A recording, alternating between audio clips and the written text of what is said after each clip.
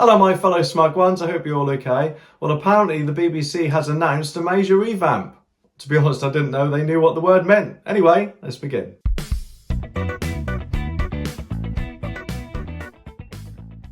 Okay, as many of you all know, I don't have a dedicated upload schedule, so the best way to see my videos as soon as I put them online is by clicking that subscribe button and notification bell. Okay, this story is from the Daily Express, and they say BBC announces major revamp in battle to win back support after a string of crises. And to be honest, they've got a lot to choose from, haven't they?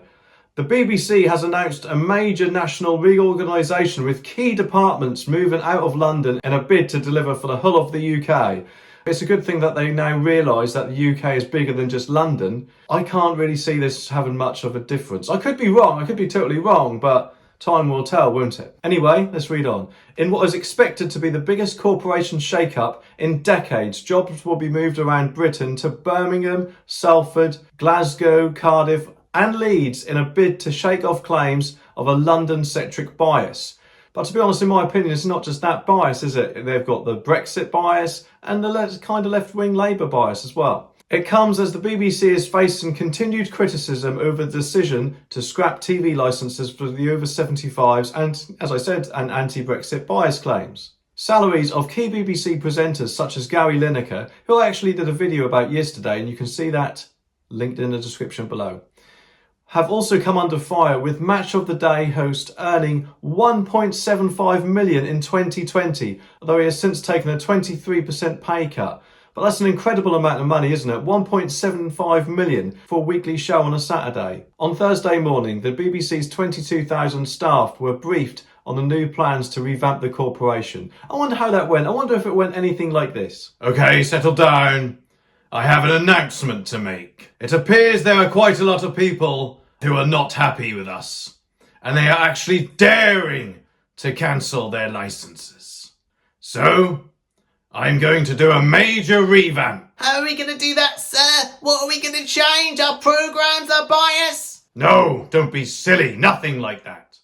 We are moving to the north, and that way we'll be able to represent them and regain their license fee. Trust.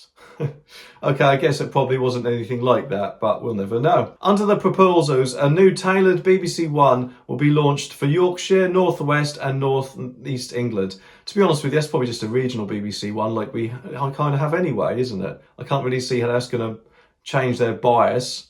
News will be strongly affected with the technology team moving to Glasgow. Ooh, that's good, isn't it? How's that going to change the technology by moving? I just don't get it. Whilst the climate and science team are going to Cardiff. Oh my God, I can feel the changes already, can't you?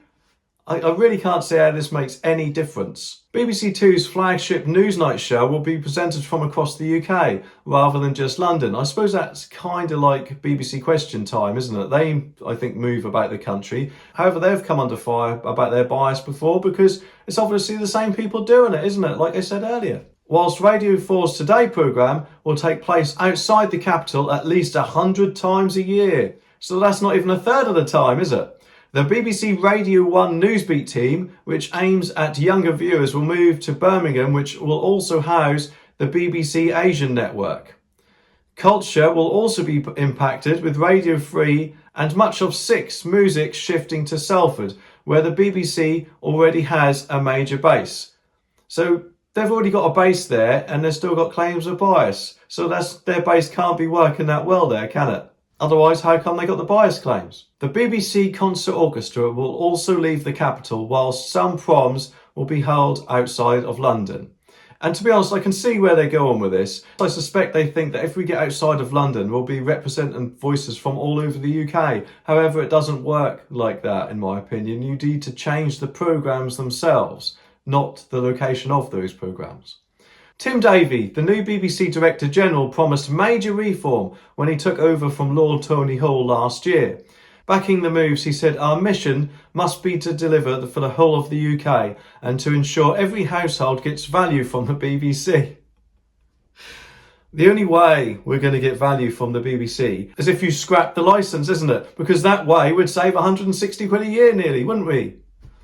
Anyway, these plans will get us closer to audiences, create jobs and investment, and develop and nurture new talent. Hopefully not on the same criteria as your current talent, BBC. Mr Davey argued the changes will turn the BBC into a genuinely UK-wide organisation that will play our part in supporting social and economic recovery. And remain biased maybe with the EU? Who knows? To be honest with you, Tim Davey was brought in last year, but so far he hasn't really done much, has he, apart from give all the talk. And hopefully this will be the start of change, but to be honest with you, I can't see it happen. I reckon we've got more chance of pigs flying, don't you? Anyway, let me know what you think. Here are some of my other videos for you to watch next. If you're a legend, click that like button down there, it really does help me out. Thanks for watching, and I'll see you in the next one.